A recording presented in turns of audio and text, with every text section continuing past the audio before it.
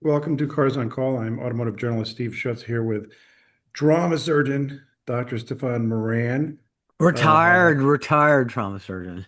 retired and currently hirsute trauma surgeon Yeah. Stephan Moran. We have a special guest, Dr. Jeff Bank, my business partner and close friend, who is the only person I know who certainly knows more about cars than I do, except for Adams. Yeah, Nobody can trump Adams. Yeah. Adams is the Wikipedia of car knowledge. He really is that. And our thoughts and prayers with Adams's families are going through a difficult time. But Adams will be back. Yes. Yes. We're hoping, I think about a month, Adams will be back on this podcast. Amen. Yeah, he's otherworldly. We have Jeff back. Jeff's been here numerous times. He's going to talk about a very interesting car that he just test drove and ordered. So he's going to talk about that. I don't want to give it away, but I know it rhymes with boosted. And then we've got trauma surgeon safety. We always have a safety segment from our trauma surgeon. And I'll say this again because it bears repeating. There's so much out there in the media about safety in the automotive realm, and most of it is bullshit. And it's Yeah. some of it's good, but how about from a trauma surgeon who's actually operating a car accident victims? I think car crash victims. Sorry, Stefan. But you know what I mean? It's the way Yeah, it should no, be. absolutely. And Because he gives us a physics lessons every time. Yeah. Ah, that's right. yeah, it's kind Yeah. of separating the chaff from the wheat. It's like there are certain things that totally make sense in my mind in terms of automotive safety progress. And there are things I'm like, why are we wasting our time on that? It's not, I mean, the bottom line comes down to the problem is the human behind the wheel. That's the fundamental problem. And then how can we change our behaviors or what can we do to cars that better interface that reaction between the human driver and the vehicle? So. Yeah. Exactly. And the Yeah. lessons we've had. Yeah. And Stefan, I was thinking because all of us are doctors here, I was thinking that the most important part of the stethoscope is the part that's in between the earbuds. I remember Great learning that. analogy. Yeah. Yep. Yeah. Yeah. Um, Yep. Yeah. Yeah. That's completely true until we're replaced by AI. Fair enough. Chat GPT, Uh, man, I get you gotta love it. I do. yeah. My son actually now works for Anthropic, so I switched to Claude and really Is that Claude amusingly, or Claude? Claude. Claude. Oh, I don't know, Claude, whatever. But someone told me that their corporate symbol looks like the opening to the anal canal, and I can't get that out of my mind. Oh my God. Anyway, That, I spotted a car that I drove. It's a press car. I'll talk about it as a Porsche 911. We'll get into that, and then finally at the end we are going to talk Formula One. It's the beginning of the season. This is a pivotal year in Formula One. Rules changes, new American team. There's a lot there. We'll get into that. So let's uh, start with Jeff Bank. You I'm just saying, tell us, speaking of anuses, here it is. yeah, see what I Claude mean? Sonnet. Dude, that dude I cannot looks unsee like it. Yeah. You that can't looks like write. a You can't. bleached anus. I'm sorry. It does. So I I I have not had the heart to tell my son that's the rumor, That but is that totally. they're they're paying him a lot of 100%. money. 100%. They're paying him a lot of money, so I'm not gonna. I probably won't say anything. All right, let's talk about the car you just test drove and ordered. Jeff Bank, let's hear Oh, about this. Sure. Yeah. okay. Well, thank you guys for having me back on. Happy to be here. Yeah. So, multiple times on the podcast, I guess I've mentioned the Lucid Gravity and how my wife and I have been looking at one over the last year. And so, about 3 weeks ago, we took a trip to Seattle, which is the nearest And this is Lucid all dealership. electric, 100%. Yes. Yes. Complete battery electric EV, 3 rows. And so this is a just luxury SUV wagon, shooting brake, whatever you want to call it. And so been considering it over the last year, finally took the test drive and we were blown away. Most importantly, she was blown away because I was already sold. It was just trying to see, hey, how could a battery electric vehicle fit into our life? And in short, I, I think with the between the packaging and everything that it comes with, it's a luxury SUV that happens to be electric. It has tons of space, really as much space as as a minivan. The cool thing to me was that, hey, it's about the footprint of a BMW X5, maybe a little bit bigger, but it has as much space inside as an Escalade. And so with our girls being 9 and 6 and growing and doing various activities, we needed more space. And so this really fit the bill. So my wife and I were very impressed with the interior quality, the leather, the technology, the design of the user interface, which to be fair is probably even more intuitive than our BMW X7. Interior fit and finish is up to par with BMW and other luxury SUVs. And the handling, the power, I felt like the acceleration, to use a Dr. Moran term, was a coup contra coup type acceleration. I felt like my skull was being rearranged. Well, I put my foot down. But the one we drove here in that Whole Foods parking lot really had a great turning radius. So we were overall thoroughly impressed, and then subsequently put a deposit down in order to lease one. All right, so a couple comments here. I think Yeah. I really like, I'm a huge fan of the shooting brake, which is for those of you listeners, it is a English vehicle. This a two-door, basically it's a two-door station wagon where the back end is dropped down a little bit so you can throw your guns in there, your dogs in there.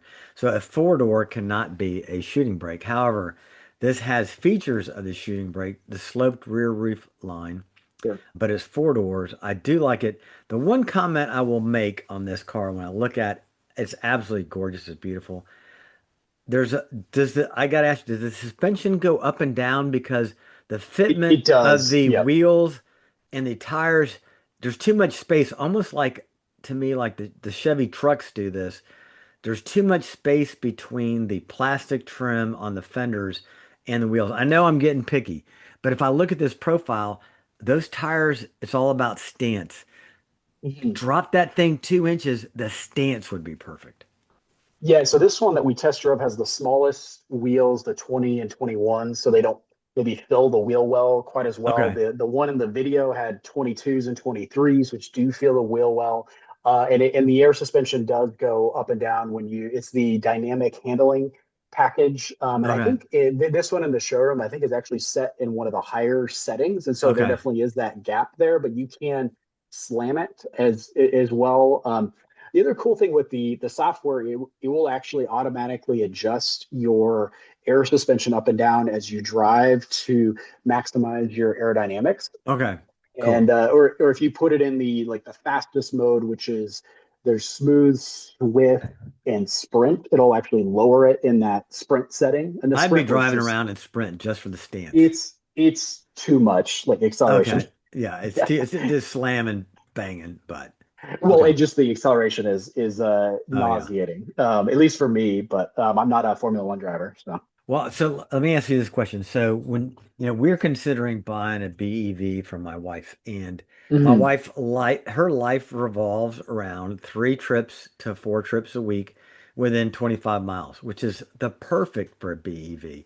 Now, Sure. we're looking at the Hyundai Ioniq 5, depending on which model you get, about 300 minimum range, maybe 275 up to maybe 350. Yep. And I think the Lucid, you're up to what, like 380 maybe on the range? Yeah, so max is 450 with a five-seater and the Okay. smallest wheels. The one we're Okay. getting will have a range of about 385 with the spec that we have. And so if you say you're going to charge it to 80% of that, you're still at the 325 to 350 range. I think that's kind of the Yeah. sweet spot for a BV because most people are going to travel within that radius, but every now and then you're Mhm. going to go a little bit further.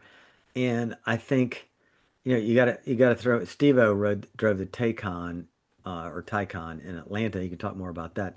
But with heat, cool, I think that's kind of the battery you want. So the next question is that if are you going to do a at home 220-volt fast charger, or are you going to do the 110 and then drive into town and charge it?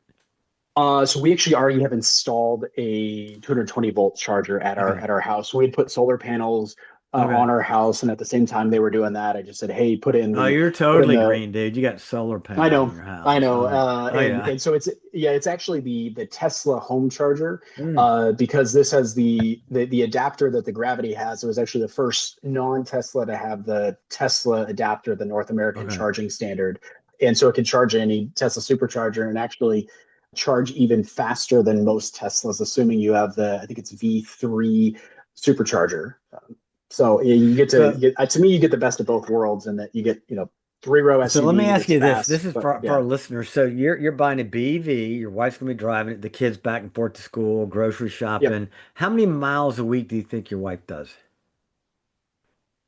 Probably 200 to 300. So yeah, maybe, And so maybe how like a many full. times so she's gonna have to charge it Tuesday, Thursday, Saturday maybe? Just plug it in when she pulls into the garage?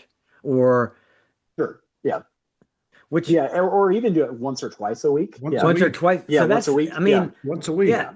And that's Yeah. way better than going to the gas station twice a week because she'll just pull into the garage and pull the plug in and plug it in and you know and hopefully And then not do I'll get it. a notification in my Tesla app. Yeah.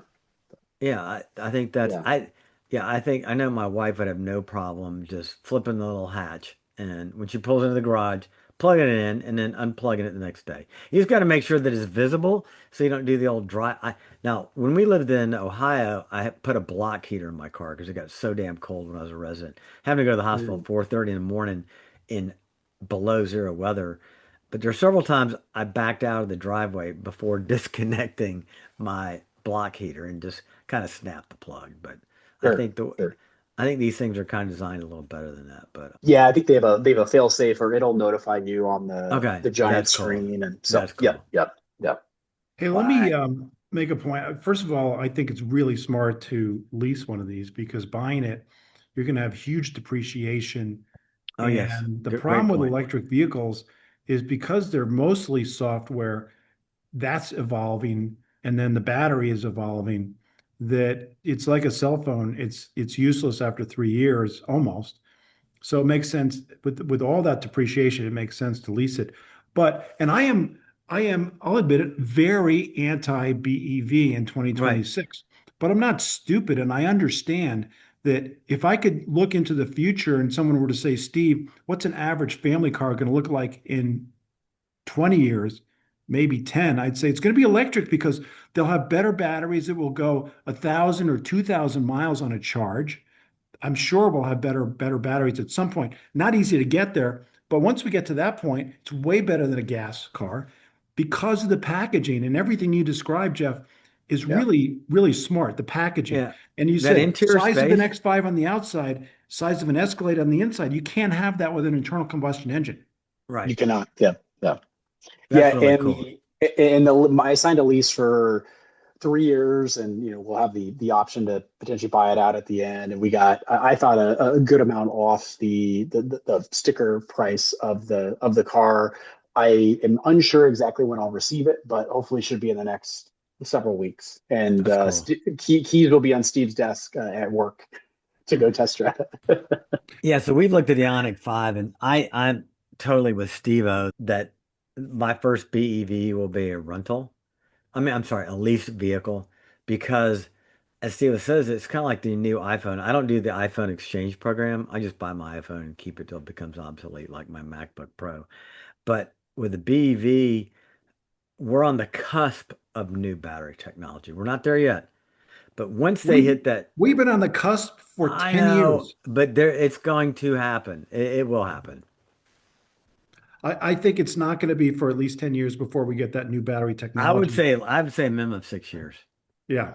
before we Yeah. get a solid state battery. I think it's 6 years out. But the key is like, with Jeff's leases, I don't want a BEV that's got a 250 range. I'm sorry, I don't want it. Right. I think the sweet spot, everything I've read, the sweet spot is around 300. You really need 300 to get rid of range anxiety. And you need access to that Tesla network so that so that your experience is good. Yeah. It integrates with all of that. Some of these other chargers, like Electrify America and you have to have the app, and then is it working? And this just, it's going to work. I mean, Tesla has the best reliability as far as all that goes. In the meantime, this is the only Lucid that I have as my t-shirt. So So let me tell you, my I'll buddy work has a that. Rivian, and he does mostly at-home charging, but he's done some trips and some towing. What he is paying on the road for electricity is way beyond the price of gas. It's a lot. It's like he is paying way more per mile for electrons than he is two carbon fragments. And that's an issue. So really, I feel like if you don't routinely change at home, I mean, charge at home, it's going to cost you more to own this thing all around. Entry level price, recharging price, electrons per mile charge. It's going to be way higher unless you charge at home. Yeah, it's Agreed. still a Yeah. boutique product for the Yes. rich, which is what Stefan has always said. All Yeah, right, it's let's a move first on world to problem. yeah, let's move on to trauma surgeon safeties. And Stefan, Dr. Moran, what do you got for us? All right, so,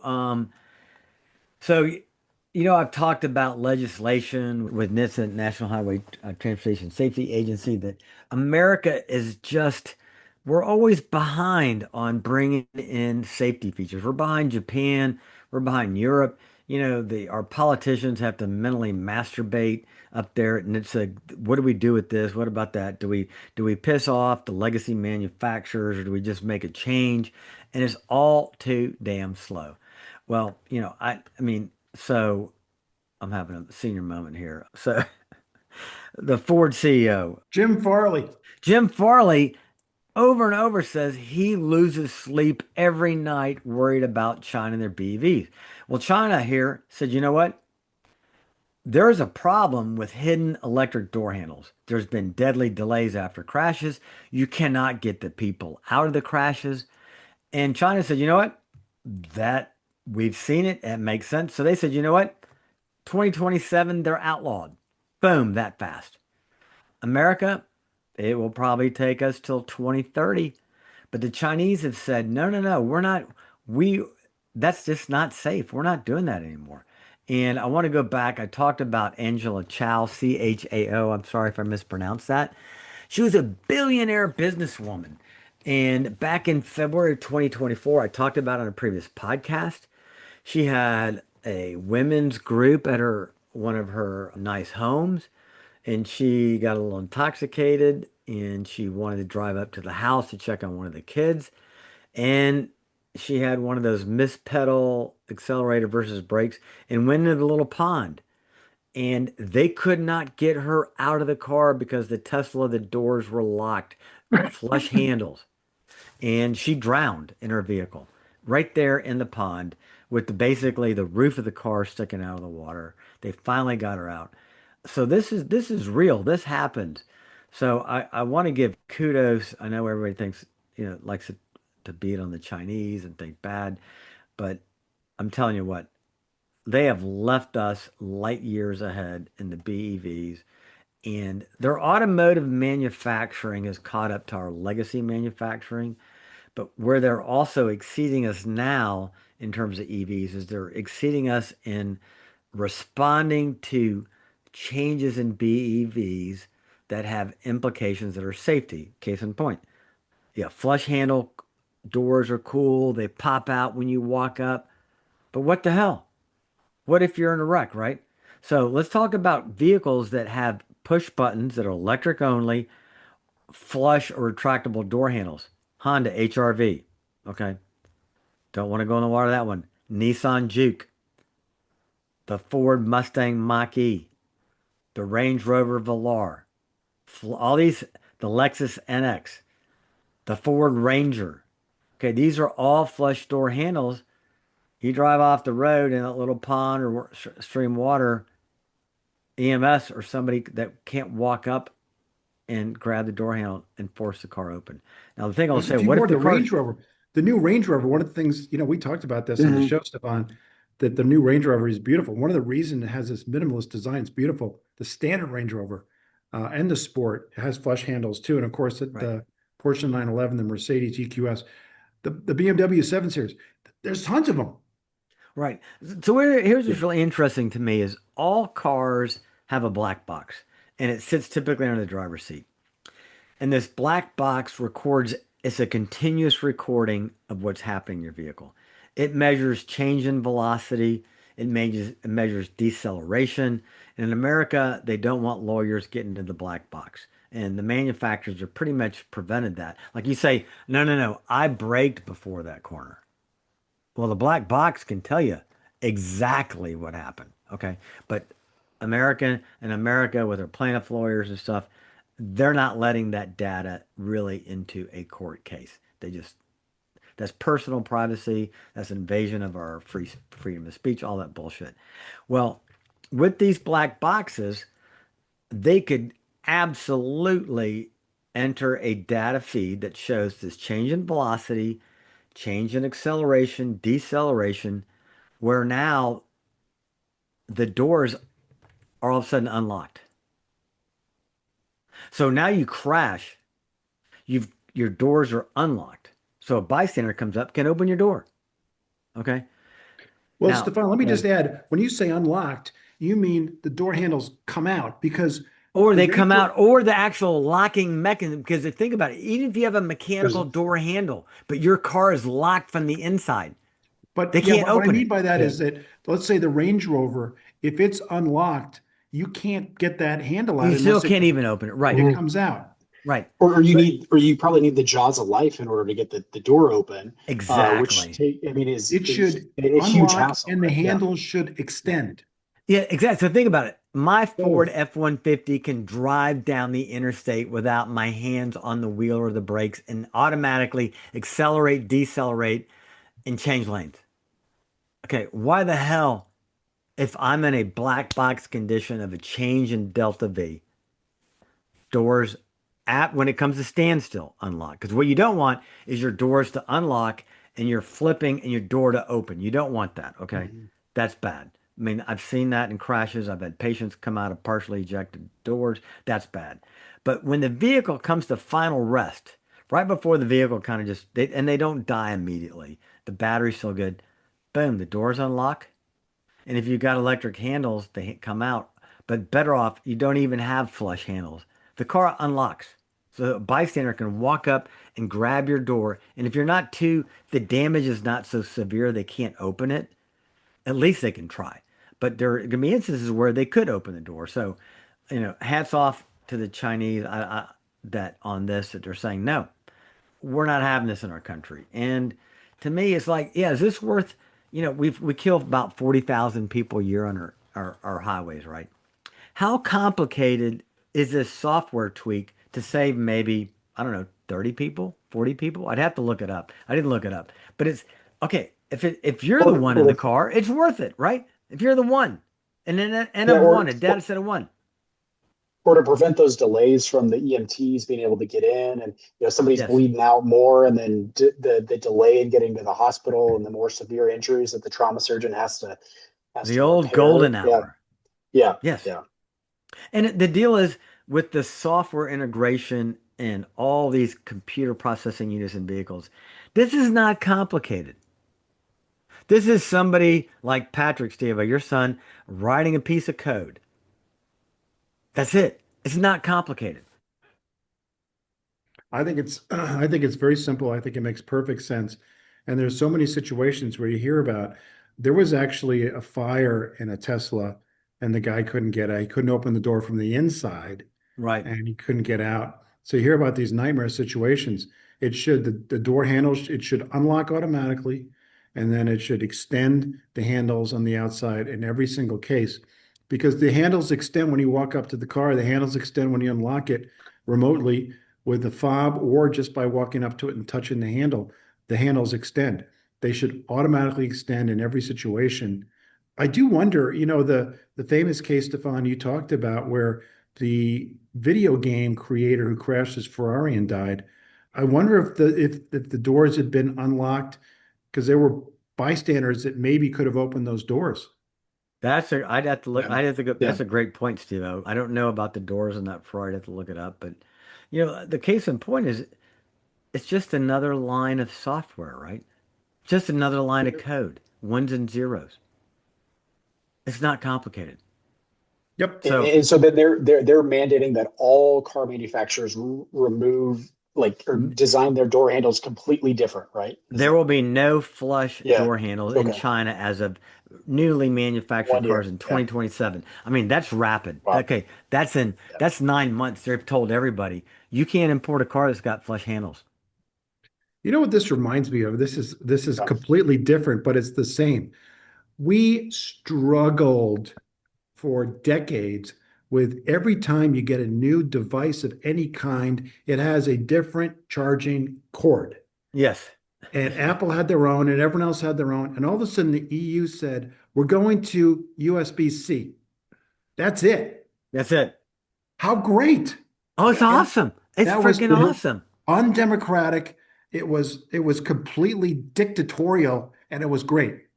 Well, that is government working for us, the little people, which government in this country doesn't do. I mean, Agreed. that is regulation that everybody was wanting that. I mean, when I travel, I have to take a case of USB B, USB C, USB micro, USB stand. Now, no, you get in a car in Europe, it's a C to plug into the car and it's a C into your phone, and that's it. It's I mean, that's great. it. It's They great. should, yeah. Amen. Yeah. And in China, EU is rapid to that, and China is rapid. There, you don't need mental masturbation on things that make sense. This totally makes sense. Nobody's going to argue that, no, no, I want the flush handles. No, The no. designers. Yeah. Maybe Okay, Victoria no, Beckham with her Velar. yeah, Yeah. yeah, yeah, no. So, yeah, Victoria. Yeah, Spice Girls. Yeah, yeah. All Oh, right. Christian Horner, whiny ass. We got to move. We're going to get to Christian Horner, but we're Oh, going to yeah, move whiny first. ass Christian Horner. Car spotting is Okay. it's not a car spotting. It's a car I drove. It's the press car I had when I went to Orange County recently. It's a Porsche Carrera T, which is an interesting Carrera. It's a standard 911, but it has a manual transmission. And I want to say a couple things about this car. Go ahead and scroll down. Well, that picture is the 992 press car I had with my son's 997 in the background. Go up one more, and it's oh, down, down, down, down, one more down. That's it. This car is Gorgeous. good looking. I caught it in the golden hour, Orange County, California. Beautiful sun, Cartagena yellow, beautiful silver wheels. This is a good looking car. It has a manual transmission and it's a 911. That's all the good news. Here's the bad news. In 2024, Porsche's profit margin was 14%. In 2025, it was 1%. And they Ooh. decided we need to fix this. And guess what? And tariffs played a role here too, but mostly this is Porsche trying to fix their profitability problem. They are jacking up the prices of 911s. 5 years ago, you can get a 911, a base model, for less than $100,000. The base price of the Carrera T is $140,000, 141 Holy because it's shit. 950. Wow. 140,000 for oh my God. For That's a They base ridiculous. engine. Yeah. And a stick. Yeah. And the cheapest 911 that's not a T is around 135,000. So they have jacked up the prices unbelievably. And of course, people are still going to buy it. But man, this is a lot I would of say money. fewer people. I mean, they keep cutting down. I mean, I know what I make a year. I couldn't spend $150,000 on that car brand new. I just couldn't do it. Well, I don't know if I mentioned this. I think I mentioned this last episode. The average annual income of a 911 buyer is over $800,000 a year. I believe it. Average. Yeah, I Wow. believe it. So Which they is have in the, I mean, decided, the 1% of the 1% there. Yeah. yeah, Yes. it's Yeah. 0.1% or something. So this is becoming, we talked about this, Stefan, when you were talking about your 944 Resto mod.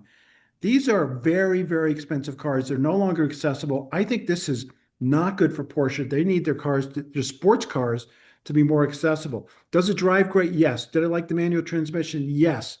It's a 911. It's fast. It handles. It's wonderfully made. The quality is incredible, impeccable. But you know something? when I gave it back, all I was really thinking about was, holy crap, this out the door was about 165 with all the different options. Guys, it's just too much money. It's way too much Genuinely money. way too much. Yeah. And Yeah, I you mean, I'm sorry. Go ahead, Jeff. Oh, I was gonna say, and you compare it just visually to Carl's 997 in the background, and you could just see the huge difference in the width and the hips, and you could buy at least two 997s for the same price as a new Carrera T. You Yeah. could buy, you could really buy three because you can get a Yeah, nice two to three. Yeah, 997 for depends on the yeah 50,000 for yeah 50,000. And I just find myself thinking that the 911, which of course I love, I have one, is beginning to morph from a sports car for sports car people like all three of us here to a luxury. It's Grand Tour. becoming Yeah. a Rolex watch, Patek Philippe watch. It's Yeah, so I'd say a becoming Patek. Yeah, absolutely a Paddock, Patek yeah. watch. It's becoming a luxury item more than a sports car. And it's a great sports car, but it makes me sad to say that. I'm totally with you, Steve, because I've been a Porsche enthusiast since 1979 and always aspirated to own one. But what I can tell you is my aspirations started in college, continued through medical school, continued through residency, continued through a 30-year surgeon career. It was more attainable, approachable in college than it is today. The price differential between income and what I could afford.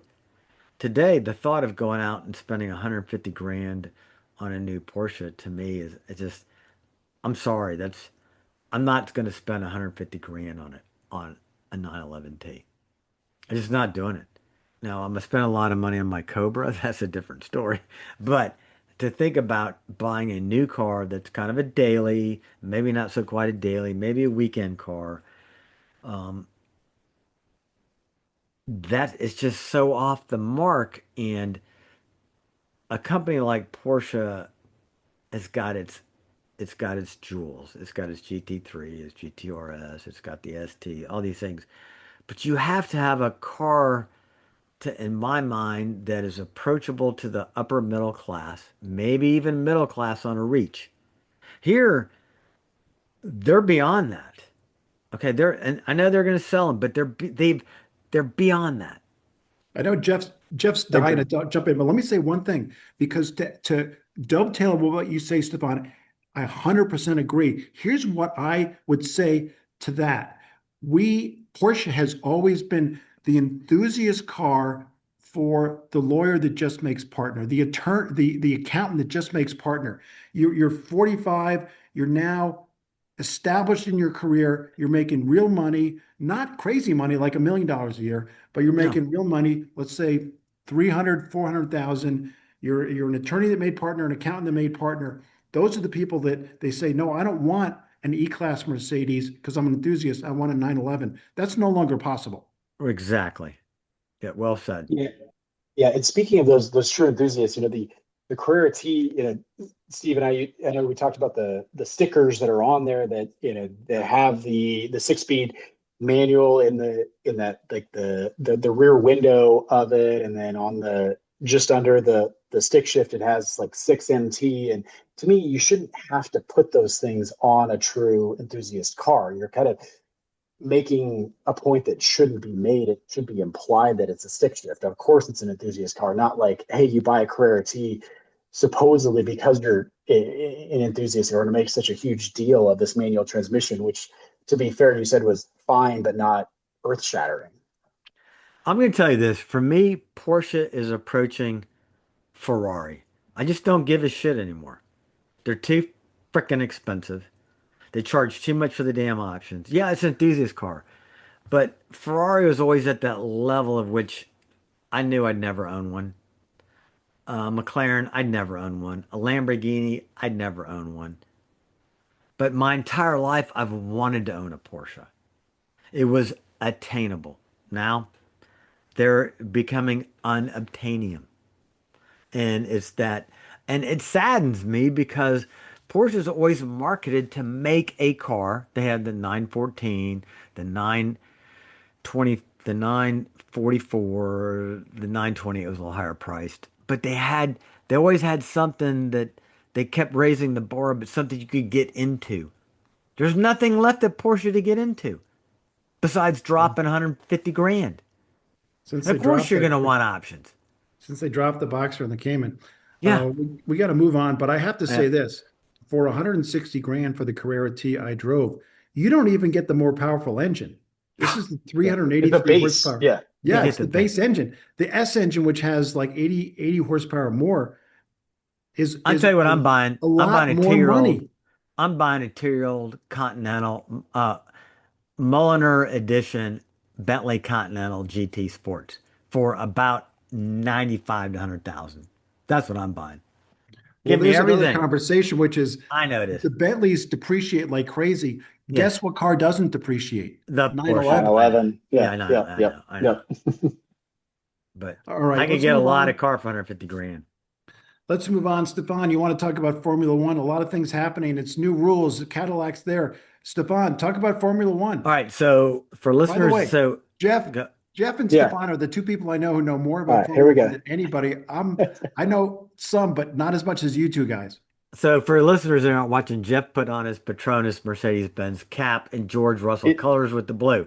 Um, it's actually a Kimmy Antonelli is it hat. a It's Kimmy hat? Okay, I yeah, thought. it's a Kimmy Okay, hat. So oh, it's yep, number yep, Because of 12. yep, I his see it. daughters. So yep, I yep. just want to say if you've never watched Drive to Survive, the F1 series on Netflix, I'm halfway through this year's. It's the best of all. This is every year Drive to Survive gets better. And this they have just every episode has got a storyline. They stick to it.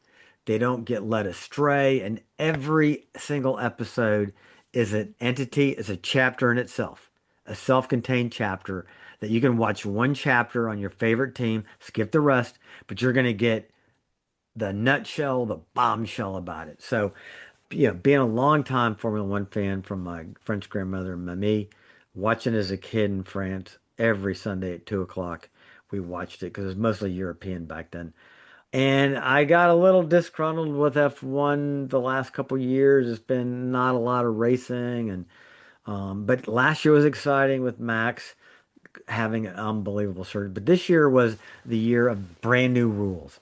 So the brand new rules were to let me just very simply make it to make the cars a little bit smaller and also to make them supposedly more aerodynamic to allow more passing. But where they just fucked it up was they said 50% of the power comes from the battery and 50% comes from the motor. So let me tell you what this means to me. If you have a fighter pilot, okay, a fighter pilot is in the world's best airplane ever. There is no fighter pilot that can outfly the airplane. Doesn't exist. The airplanes can pull 9, 10, 11 Gs, all of them. Fighter pilot, a really good one, can do sustained 9 Gs for about 30 seconds, maybe 45. Then he passes out or she passes out. Okay. So what you have here is a vehicle that exceeds the capability of the driver. So what you have is two airplanes fighting against each other. It's the pilot. It's not it is the airplane with, yeah. But technically, when it comes to the last minute dogfight, it's the pilot. It's not the airplane. Well, what F1 did was it kind of went NASCAR. They introduced all this bullshit about the 50% electricity. So what's very interesting is now these guys, all a F1 pilot, in Europe they call them pilots. They don't call them drivers. They call them pilots. They want to have a car that they get to decide when they slam on the brakes and they decide how fast they're going into the corner. They don't want anything else. I've got bigger balls, like James Hunt said, than you. I'm going to brake later than you. You know what? I'm going faster in that corner and I'm hitting the gas before you. I don't care if my rear end slides out. I'm going to slide out of that corner and I'm going to pass you. These new cars, they have to let off the gas going into the corner to recharge the battery so they can then pass on the straights. On a Max full and on Verstappen, a qualifying lap, they're not full throttle. Yeah, they're not yeah, full throttle. Max yeah. Verstappen is besides himself, the number one F1 pilot of all time. He's probably the greatest driver. I'm a Lewis Hamilton fan, but Max technically, nobody's got bigger ball. Max to me reminds me of AJ Foyt. He can, you put him behind anything. He will drive that car to 10.1 of its 10% of its 10.1 to 10. He can drive anything. Max said, this is ridiculous. And the what it came down to, and I'm going to turn it over to Jeff after this last comment, was the old drivers were like, this is bullshit. This is not racing. But then you had, help me, Jeff, here, the English driver, Bierman. Oh, Oliver Behrman. Yeah, Oliver with Bierman, he Haas. Yeah, said, yeah, no, this is kind of fun. It was like playing a racing game on the electronics. No, yeah. no, no, no, Well, no, no. No, Oliver yeah. Bierman thought it was kind of fun. Where you're, no, no, no. That's so Formula One to me is number one is the engineers design a car that exceeds any driver's capability at the max that it can do. And then number two is the driver. So you combine a car that can do way more than the driver can, but the car is perfected. The balance is perfect. They can come in faster. They can leave faster. They can hit the gas faster. But if you have two equivalent pilots in that same car, then Max Verstappen's going to win because he can take that car to an edge nobody else can. And that's what I want to see. So I'll turn it over to you, Jeff. Yeah, Stefan, I think you make all great points that the drivers are, making these Mario Kart analogies saying, hey, Yes. I'm just pushing the overtake button or the boost button on my steering wheel, and it's like getting a mushroom in Mario Kart. That being said, you know F1, they have to adapt to the times. They are trying to be more climate friendly. They've gone to sustainable fuels, and granted, the decision to make more, I mean, electronic energy happened what 5 years ago to go to this rules change. And granted, the decisions surrounding BEVs were made 5 years ago as well. So I think the racing leads to some more intellectual challenges for the drivers, but I think your fighter pilot analogy is apt, and I read it was Karun Chandok's analysis on these new regulations, and he had said he's like, we wish to just gone with V8s with sustainable fuels and got rid of the Absolutely. MGUK altogether. And I think anytime you have this regulation change, teams will adapt over time. Aston Martin will get their head out of their ass with what they put together of a car, and 5 years down the road will, I mean, it won't just be Mercedes taking the cake, like they did with the last regulation change really in 2014. So I think people will adapt over time, and I think the especially like the race start with Charles Leclerc flying by George Russell, who was on pole in part because of the Ferrari engine having it's small. They have smaller turbos, whereas Mercedes has larger turbos, so that the Ferrari gets a better launch. It was still exciting to watch, but is this artificial? Is it manufactured? It's You know, artificial, it's yeah, manufactured. yeah, But yeah. here's what I'm bring up. So the George Russell brought up the safety issue, and I've talked about on this podcast before. If you're going down interstate at night and the speed limit is 70, you're more likely to get killed if you're doing 55 than you are 85. What kills people on roads is speed differential. And what we saw with this boost to pass, there were huge differentials in speed. And who was the driver that made the most? Colapinto made the most unbelievable Oh, save at the beginning. microsecond Yep, yep, reflex yep. to not fly over the top of another car. So to me, this is a safety issue. This bullshit about battery charging, this or not charging, it's a safety issue. And first of all, F1 is about engineering and technology and drivers. Leave Le Mans and that series to hybrids. You've got And Formula Formula E. You've E. got Yep, Formula E yep, for yep. BEV. No, no, no. So yeah, exactly. So Formula One is yeah, sustainable fuels and V10s or V8s. Take your pick. Either one. I'd be happy with the other one. And then maybe some of this aero flexing instead of DRS. I'm fine with that. But make it so the cars coming off the line, they don't have to sit at the start line for 5 to 10 seconds to rev up the motors to charge the battery to take off. No, no, no. That's To put it in dangerous. like launch mode. Yeah, Yeah. yeah, So yeah, yeah. they're going they, I think this is I think number one is technology for technology's sake. Number two, it's posturing to yes, say and again, the climate change thing, it was bigger 5 years ago when these rules were developed than it is now. But they unfortunately they leaned too far into this. But here's my big thing. The NBA had one of the greatest commissioners of all time named David Stern, who took the NBA from fringe to mainstream. And he, more than anything, had a connection with the fan. And then they've lost it. The NBA has completely lost that with their new commissioner. Bernie Ecclestone was a team owner, a driver, a team owner, but that man had a connection with yes, racing fans. When Stefan and I were fans back in the 70s and 80s, Formula One was pretty fringe. And yes, motor Yeah. racing, automotive racing was fringe. Bernie Ecclestone built it year by year, racer by racer, brick by brick to make Formula One this huge thing. It was completely Bernie Ecclestone who had a connection with the fan. He's gone now. If he were here, he would not allow this. I think that they're losing the connection with the fan for all the reasons you guys outlined. yeah, yeah. Yeah. And I'll let Jeff jump in. and I think there are some, with this race. I mean, there's the growing pains, like with Aston Martin and then Oscar Piastri spinning out just on the way to the grid when he got too much power from the electric side of his motor.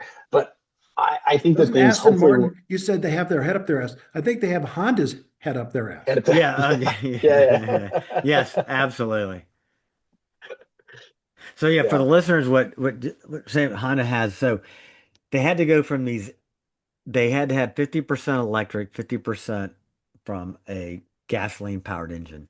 And so they're having to balance this battery and this regeneration unit. Well, apparently Honda had multiple different components that developed everything that turns in a circle has a harmonic frequency.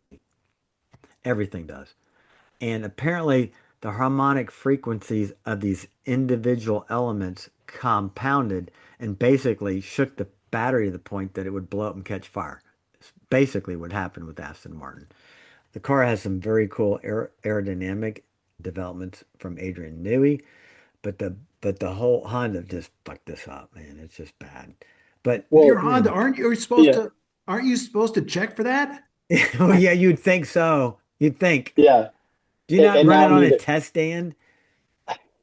yeah, now neither Lance Stroll nor Fernando Alonso can drive it more than 15 to 25 laps Yeah, without so suffering listeners, permanent nerve damage. their hands were vibrating so bad on the steering wheel because of the harmonic frequency that compounded. Their hands were going numb, and they had to stop it because they were fearful that it was going to cause basically permanent carpal tunnel syndrome to their drivers. But so yeah, there's F1 needs to get all over this as well as it was the track at Adelaide that we have a couple other tracks where you have to regenerate all this power. It'll be better on tracks that have more braking. No, no, no, no, no, no, no. Don't give me all that bullshit. The Moog unit, which is the MUG, I don't even know what it stands for, but it's the part that regenerates. Like that shit needs to go away, and they run V8, V10 on sustainable fuel. I mean, yeah, go ahead and make instead of $3.80 a gallon, you charge $40 a gallon, but it's sustainable fuel and appease the greens.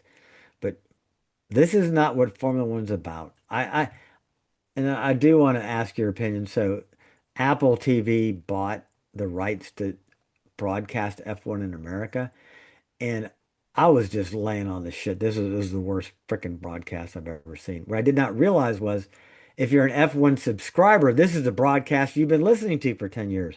I've been listening to in America on ESPN Sky One. So Sky One had its own Okay. broadcasters. So now I've got to find a way to get back to listening to Sky One because I'm not listening to these yahoos from F1 with Juan Pablo Montoya looking like he just wearing his pajamas on TV. I'm not. So anyway, the Apple TV broadcast sucked. We need Yeah, Martin Brundle and we need Karun Chandok. yeah, Absolutely. Chanduk is they're the best. Yeah. amazing. Yes. Yeah. Yes. Hey, And then before, we also need That's the Sky. That's hundredth. Sky. That's Sky. That's out of England. That's Sky Broadcasting. yeah, Yeah. And then we sorry. need the hundredths place coming back on the timing. I was like, what is this? It only goes down to tenths. Like we need hundredths. This doesn't make Yes. any sense. Like this is not what Yes. we're used to at all. Yes. Yeah, before we leave this, guys, we do have the Cadillac team, right? Oh, They Botas and surprisingly check. did. Yeah, yeah. They actually, they and the Audi team did way better than anybody would have thought. They really came, the Cadillac team for a brand new team, ground up, they really came out. I was impressed.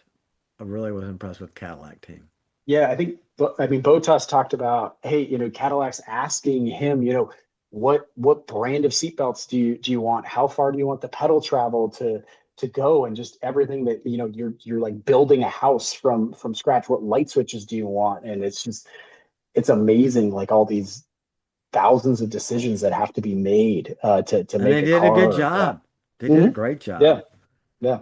So I'm no GM fan, but hats off. I don't know if Barra had any, if she had any influence on this, but I'm proud of it. I hope it's all. I would like to say it's all Mario Andretti led. I'd like to say that it's. I don't know if that for And fact, Michael, but yeah.